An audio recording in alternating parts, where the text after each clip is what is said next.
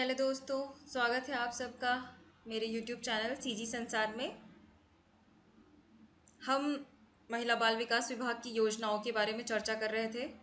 तो उस चर्चा को आगे बढ़ाते हुए हम आज मिशन शक्ति के बारे में जानेंगे कि क्या है मिशन शक्ति और ये केंद्र सरकार की योजना है। ठीक है, तो इसको क्यों चलाया जा रहा है? महिलाओं एवं बालिकाओं के सशक्तिकरण हेतु ये मिशन शक्ति जो है वो कार्यक्रम चलाया जा रहा है। ठीक है, चलो आगे देखते हैं इसमें क्या क्या है। भारत शासन महिला एवं बाल विकास मंत्रालय ने एकीकृत महिला सशक्तिकरण विमेन एम्पावरमेंट कार्यक्रम अंतर्गत महिलाओं की सुरक्षा एवं बचाव हेतु पूर्व से संचालित योजनाओं में संशोधन करते हुए नवीन घटक शामिल करते हुए महिला कल्याण से संबंधित कार्यक्रमों को संकलित करते हुए 1 अप्रैल 2022 से कब से स्टार्ट किया गया है? 1 अप्रैल 2022 से एक अम्ब्रेला योजना मिशन शक्ति का आरंभ किया गया है। तो हमारे लिए ये डेट इंपॉर्टेंट हो जाता है। कौन सा डेट? 1 अप्रैल 2022 से कौन सा? एक अम्ब्रेला कार्यक्रम मिशन शक्ति तैयार किया गया है, मिशन शक्ति का आरंभ किया गया है। अम्ब्रेला स्कीम मतलब क्या होता है? अम्ब्रेला योजना मतलब एक छाता। तो एक छाते के अंदर एक छाता ऐसा होता है, तो छाते के अंदर बहुत सारी जो योजनाएं होती हैं वो आ जाती है। तो इसलिए हम लोग इसको क्या बोल रहे हैं? Mission umbrella. तो एक अम्ब्रेला छाता के अंदर बहुत सारी योजनाओं का समावेश होता है, इसलिए हम इसको अम्ब्रेला बोल रहे हैं। कब से स्टार्ट हुआ ये? 1 अप्रैल 2022 से। कौन सा? मिशन शक्ति। कौन सी? भारत शासन की योजना है, महिला एवं बाल विकास मंत्रालय के तहत ये ने चलाया है इसे। किसे? मिशन शक्ति को। इसके तहत 2 उप योजना है। मिशन शक्ति के तहत कौन कौन सी है ये याद रखना है। मिशन शक्ति के तहत 2 उप योजनाएं हैं, एक का नाम है संबल और दूसरे का नाम है सामर्थ्य। अब संबल और सामर्थ्य में भी बहुत सारी योजनाओं को अलग अलग बांटा गया है। ठीक है, तो संबल में कौन कौन सी योजनाएं होती है?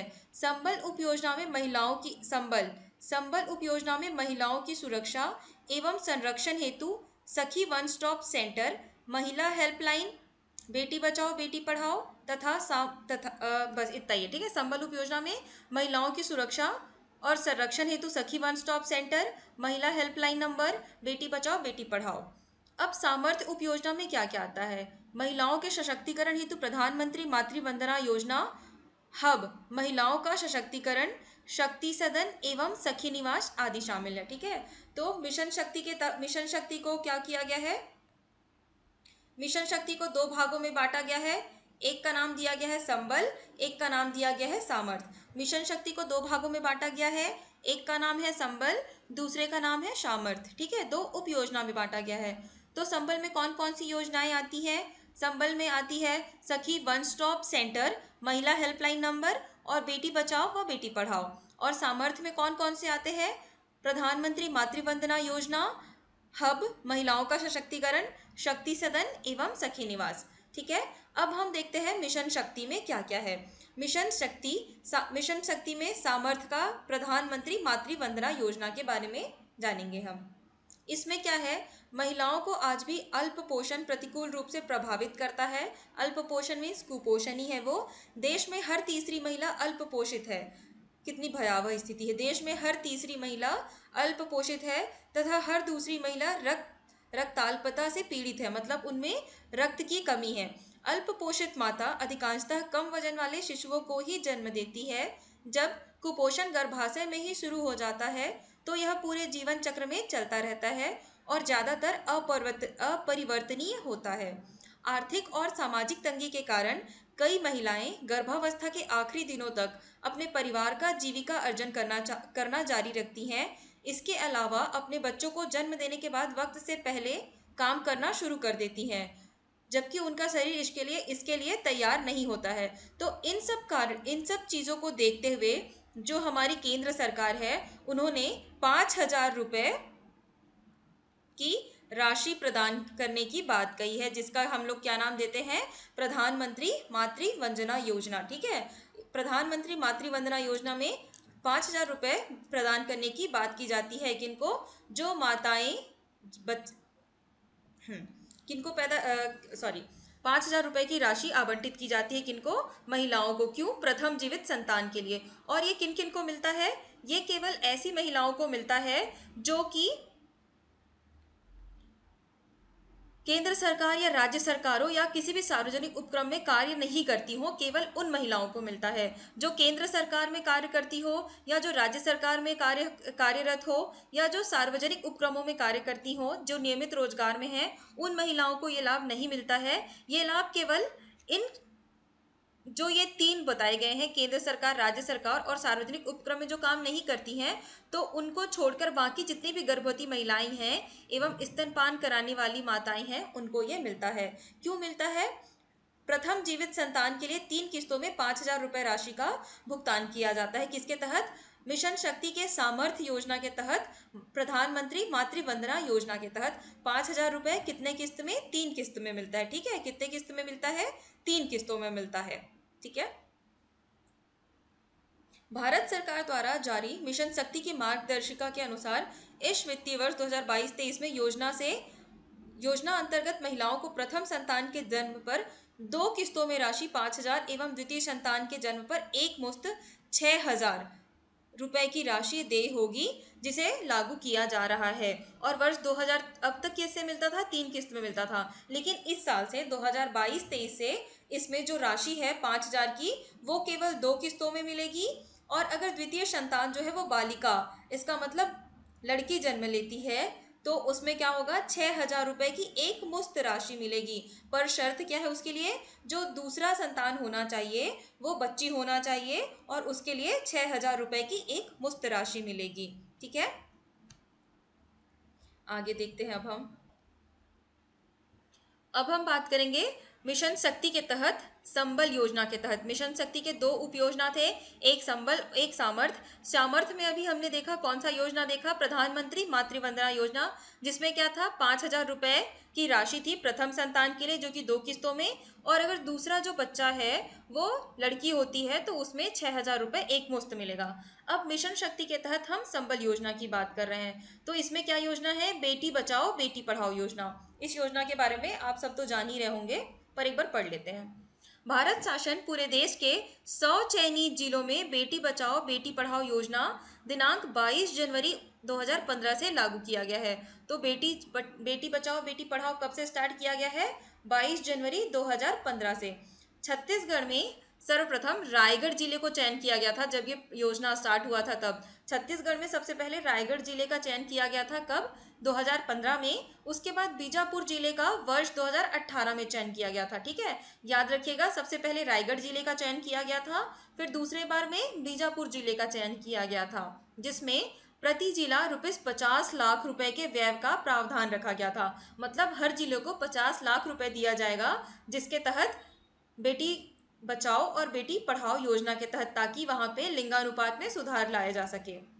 फिर है वित्तीय वर्ष 2022-23 से बेटी बचाओ बेटी पढ़ाओ योजना का प्रत्येक जिले में लागू किया जाना है। इसका मतलब इस वर्ष से हर जिले में बेटी बचाओ बेटी पढ़ाओ योजना का लागू होना अनिवार्य है। कब से? वर्ष 2022-23 से। अब तक कितने थे? पूरे भारत में 100 जिले थे, छत्तीसगढ़ में 2 थे, रायगढ़ और बीजापुर। अब सारे जिलों को बेटी पढ़ाओ बेटी बचाओ योजना में शामिल किया जाएगा। 2011 की जनगणना, अभी हमारी 2021 में वैसे जनगणना होना था, पर कोरोना के कारण अभी तक जनगणना नहीं हो पाया है, तो इसलिए 2011 की जनगणना के अनुसार स्त्री पुरुष अनुपात, मतलब प्रति 1,000 पुरुष में कितनी स्त्रियां हैं, उसको हम बोलते हैं स्त्री पुरुष अनुपात या लिंगानुपात। तो वो कितना है हमारे छत्तीसगढ़ में?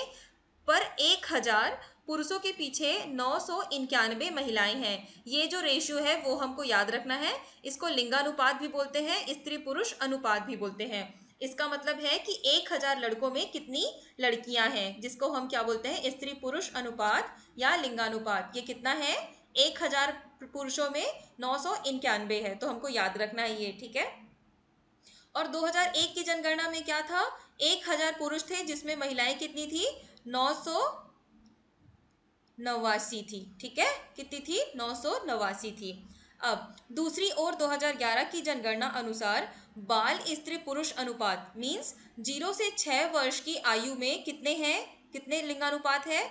1,000 बालकों में 969 विमेन्स है, मतलब बालिकाएं हैं, ठीक है। 1000 बालकों के पीछे कितनी कितनी बालिकाएं हैं?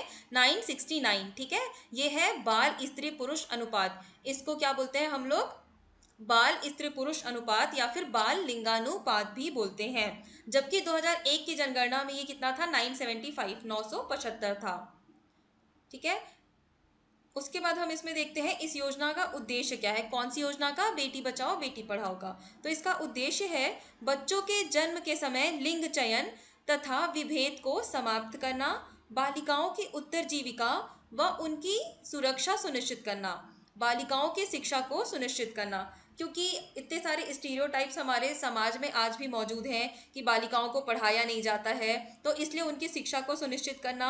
उनको पहले जन्म से पहले ही मार दिया जाता था, इसलिए बच्चों के जन्म के समय लिंग चयन को बंद किया गया तथा विभेद को समाप्त करना, बालिकाओं की उत्तरजीविका व उनकी सुरक्षा सुनिश्चित करने के लिए हमने कौन सी योजना लाई है? बेटी बचाओ बेटी पढ़ाओ योजना को लाए हैं, ठीक है। अब इस योजना का लक्ष्य क्या क्या है? इस योजना का लक्ष्य है बाल लिंगानुपात में कमी लाना, बालिकाओं के पोषण में सुधार लाना, आईसीडीएस कार्यक्रम का सर्वव्यापीकरण करना तथा बालिकाओं की 100% उपस्थिति सुनिश्चित करना। कल हमने पढ़ा था आईसीडीएस कार्यक्रम, ठीक है। आप लोग को याद आ रहा है कि नहीं आ रहा? अगर नहीं आ रहा होगा तो आप इसको रिवीजन करते चलिए, क्योंकि ये योजना बहुत इंपॉर्टेंट है, आईसीडीएस योजना, ठीक है। इंटीग्रेटेड चाइल्ड डेवलपमेंट स्कीम, समेकित बाल विकास सेवा योजना, ठीक है। तो इस योजना का क्या उद्देश्य है? बाल लिंगानुपात में कमी लाना, पोषण स्तर में सुधार लाना, आईसीडीएस कार्यक्रम को सर्वव्यापी करना, इसका मतलब उसको लागू करना, उच्चतर माध्यमिक स्तर पर अधिक से अधिक बालिकाओं का पंजीकरण करना, सभी शालाओं में 100% शौचालय की उपलब्धता सुनिश्चित करना। याद रखिएगा, ये भी इसका उद्देश्य है। अगर ये आए ऑप्शन में तो इसको नहीं, ऐसा नहीं है कि नहीं होगा करके, ठीक है। सभी शालाओं में 100% शौचालय की उपलब्धता सुनिश्चित करना, बालिकाओं की सुरक्षा सुनिश्चित करना तथा इस हेतु लैंगिक अपराधों से बालकों का संरक्षण अधिनियम 2012 का प्रभावी क्रियान्वयन करना, जनप्रतिनिधियों को प्रेरित करना और बालिका शिक्षा के प्रति उनका सहयोग प्राप्त करना, ठीक है। अब हम देखते हैं मिशन शक्ति सामर्थ्य, hub for empowerment of women, hub for empowerment for women, ठीक है। हब मतलब एक ऐसा इंसान होता है, एक ऐसा जगह होता है जहाँ पे सारी चीजें एक साथ होती है, ठीक है। Hub for empowerment of women, empowerment मतलब सशक्तिकरण, वुमेन महिला, ये तो हम सब जानते हैं। तो एक ऐसी जगह है जहाँ पे वुमेन को एम्पावरमेंट की बात होगी, उसे हम बोलते हैं hub, hub for empowerment of women. Mission शक्ति ये सामर्थ्य योजना के तहत है। भारत सरकार द्वारा वित्तीय वर्ष 2022-23 से लागू मिशन शक्ति के सामर्थ्य घटक के अंतर्गत राज्य स्तरीय महिला सशक्तिकरण केंद्र, इसका मतलब इसके तहत एक तो खोला गया है राज्य स्तरीय महिला सशक्तिकरण केंद्र, जिसे हम और क्या कहते हैं, इंग्लिश में क्या नाम से जानते हैं? State hub, state hub for empowerment of women and एवं जिला स्तरीय महिला सशक्तिकरण केंद्र, district hub for empowerment of women स्थापित किया जाना है, जिसके द्वारा महिलाओं के लिए संचालित योजनाओं का अनुश्रवण, समीक्षा, समन्वय तथा मिशन के कार्यों में सहयोग स्थापित करना है। इस हेतु राज्य महिला सशक्तिकरण केंद्र एवं प्रत्येक जिले में स्थापित होने वाला जिला स्तरीय महिला सशक्तिकरण केंद्र में 8-8 पदों का प्रावधान किया गया है। मिशन शक्ति के अनुसार क्या है? मिशन शक्ति सामर्थ्य hub for empowerment of women, तो इसके तहत क्या बनाए जाएंगे? इसके तहत 2 हब का निर्माण किया जाएगा। कितने हब का निर्माण किया जाएगा? 2 हब का निर्माण किया जाएगा। एक जो है वो राज्य स्तर पे किया जाएगा और एक जो है वो कहाँ पे किया जाएगा? राज्य स्तर पे किया जाएगा, और दूसरा जो है वो किस स्तर पे किया जाएगा? जिला स्तर पे किया जाएगा। और दोनों ही स्तर पर 8-8 पदों का प्रावधान किया गया है, ठीक है। कितना स्तर, कितने? 8-8 पदों का प्रावधान किया गया है। ये उतना इंपॉर्टेंट नहीं है, इंपॉर्टेंट सिर्फ ये है कि hub for empowerment of women के तहत 2 ऑफिस स्टार्ट किए गए हैं, 2 हब स्टार्ट किए गए हैं, जिसमें एक तो है स्टेट हब और दूसरा है डिस्ट्रिक्ट हब। इसका मतलब एक स्टेट में और एक जिले में हब स्टार्ट किया गया है महिला के सशक्तिकरण के लिए। अब हम देखते हैं सखी वन स्टॉप सेंटर, जो कि मिशन शक्ति के संबल उपयोजना के तहत आता है। क्या योजना है? सखी वन स्टॉप सेंटर। ये योजना बहुत पुरानी है, बहुत पुरानी नहीं पर हाँ 2015-16 की ये योजना है। महिलाओं के विरुद्ध हिंसा को समाप्त करने के लिए संयुक्त राष्ट्र संघ द्वारा 1993 में अंतर्राष्ट्रीय समझौता पत्र तैयार किया गया था, जिसे CEDAW, the convention on the elimination of all forms of discrimination against women convention के नाम से जाना जाता है। तो अगर आता है कि सीडॉ क्या है, तो जो ये सीडॉ है वो संयुक्त राष्ट्र संघ के द्वारा 1993 में एक समझौता पत्र तैयार किया गया था, जिसका नाम था the convention on the elimination of all forms of discrimination. जो भी महिलाओं को नीचा दिखाया जाता है या उनके लिए कोई भी भेदभाव किया जाता है, उनको खत्म करने के लिए ये कन्वेंशन बनाया गया था। महिलाओं के विरुद्ध हिंसा को समाप्त करने, संरक्षण के लिए अनेक वैधानिक प्रावधान के लिए उपलब्ध है। इसके बाद भी घरेलू हिंसा, लैंगिक हिंसा, बलात्कार, दहेज उत्पीड़न, एसिड अटैक, डायन, टोनही, कार्यस्थल पर लैंगिक उत्पीड़न, अवैध मानव व्यापार, बाल विवाह, लिंग चयन, भ्रूण हत्या इत्यादि के रूप में हिंसा समाज में विद्यमान है। उपरोक्त बातों को ध्यान में रखते हुए भारत शासन महिला एवं बाल विकास विभाग द्वारा राज्य सरकार की सहायता से प्रदेश के मुख्यालय रायपुर में भारत का प्रथम वन स्टॉप सेंटर जुलाई 2015 में प्रारंभ किया गया है। ठीक है, तो सबसे पहला सखी वन स्टॉप सेंटर कहाँ स्टार्ट किया गया है? हमारे अपने रायपुर में किया गया है। ठीक है, कब किया गया था? वो भी जुलाई 2015 में किया गया था।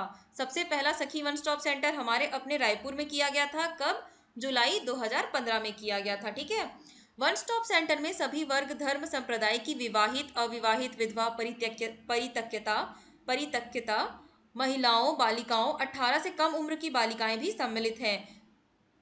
ठीक है, इसका मतलब इसमें 18 से कम उम्र की बालिकाओं को भी सखी वन स्टॉप सेंटर में जा सकते हैं, को सलाह, सहायता, मार्गदर्शन एवं संरक्षण प्रदान किया जाता है। वर्तमान में प्रदेश के 27 जिलों में सखी वन स्टॉप सेंटर संचालित है। ठीक है, इस योजना का मुख्य उद्देश्य क्या है? सखी का मुख्य उद्देश्य क्या है? घर के भीतर अथवा घर के बाहर अथवा किसी भी रूप में पीड़ित व संकटग्रस्त महिला को एक ही छत के नीचे एकीकृत रूप से सभी प्रकार की सुविधा व सहायता प्रदान करना।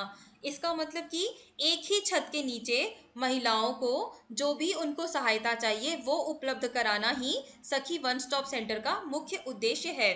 किसी भी रूप में पीड़ित महिलाओं, बालिकाओं को आवश्यकता अनुसार सभी प्रकार की आपातकालीन सुविधा एक ही छत के नीचे तत्काल उपलब्ध कराना, जिसमें अस्थायी आश्रय, चिकित्सा, विधिक सहायता, मनोवैज्ञानिक सलाह, मानसिक चिकित्सा परामर्श सुविधा सम्मिलित है। कौन कौन सी सुविधा है इसके तहत? आपातकालीन सुविधा एक ही छत के नीचे तत्काल उपलब्ध कराना है, जिसमें अस्थायी आश्रय, इसका मतलब कि उनको आश्रय दिया जाएगा, जीवन काल के लिए नहीं बल्कि अस्थायी कुछ समय के लिए। चिकित्सा की सुविधा दी जाएगी। विधिक सहायता, अगर उनको किसी कानूनी सहायता की जरूरत है, विधिक सहायता की जरूरत है तो उनको वो दिया जाएगा। मनोवैज्ञानिक सलाह, अगर वो पीड़ित है मानसिक रूप से तो उनको मनोवैज्ञानिक सलाह दिया जाएगा। मानसिक चिकित्सा भी दिया जाएगा और परामर्श सुविधा भी इसमें सम्मिलित है। किसमें? सखी वन स्टॉप सेंटर के तहत। अब इसमें जो सुविधाएं मिलती है उसका हम विस्तार से देखते हैं कि क्या क्या है। उपलब्ध सेवा का विवरण और सेवा उपलब्ध कराए जाने की प्रक्रिया। सबसे पहला है आपातकालीन सहायता एवं बचाव। वन स्टॉप सेंटर द्वारा हिंसा पीड़ित संकटग्रस्त महिला को 181 अथवा 112 अथवा अन्य माध्यम से तत्काल उस स्थान से हटाकर आवश्यकतानुसार निकटस्थ चिकित्सालय अथवा आश्रय गृह में भिजवाया जाएगा।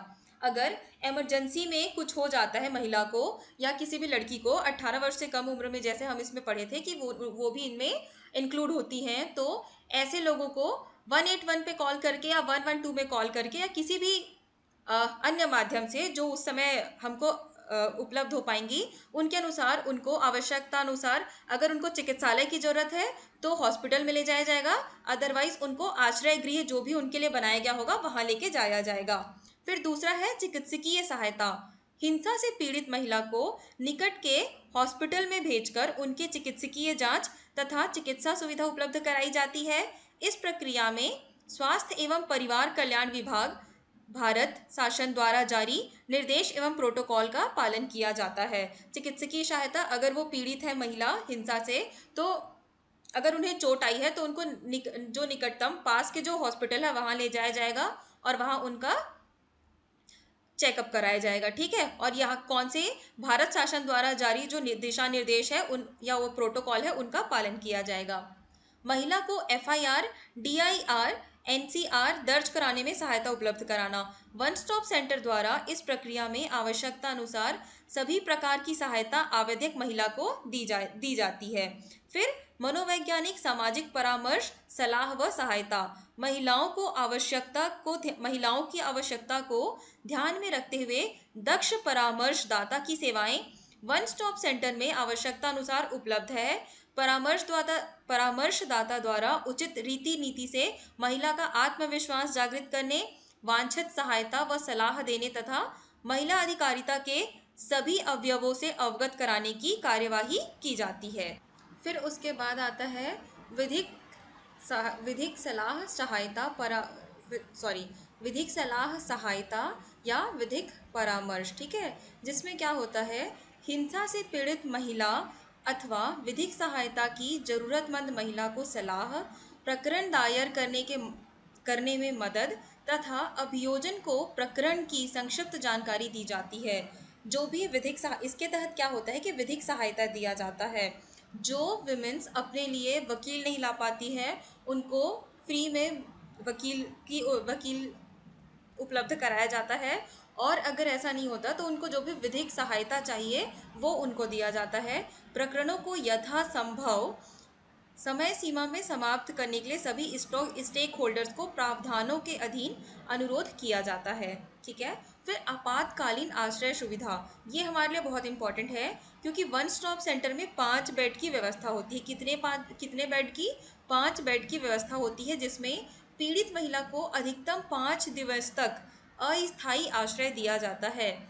इसलिए इसको अस्थायी बोलते हैं क्योंकि यहाँ लाइफ टाइम के लिए नहीं दिया जाता, बल्कि एक बहुत कम टाइम के लिए दिया जाता है। तो केवल 5 दिवस के लिए और 5 बेड की क्या होती है, व्यवस्था होती है। कहाँ? आपातकालीन आश्रय सुविधा में। ठीक है, इसके अलावा संकटग्रस्त महिलाओं, बालिकाओं को आवश्यकता अनुसार स्वधार गृह, अल्पकालीन आवास गृह, नारी निकेतन, बालिका गृह इत्यादि में तत्काल आश्रय सुविधा उपलब्ध कराने हेतु आवश्यक कार्यवाही भी की जाती है। ठीक है, हमको क्या याद रखना है, इसमें 5 बेड की व्यवस्था होती है और 5 दिन का अस्थायी आश्रय दिया जाता है, ये याद रखना है। ठीक है दोस्तों, फिर बने रहिएगा आप मेरे चैनल सीजी संसार में, और आगे की और योजनाओं के बारे में हम कल चर्चा करेंगे।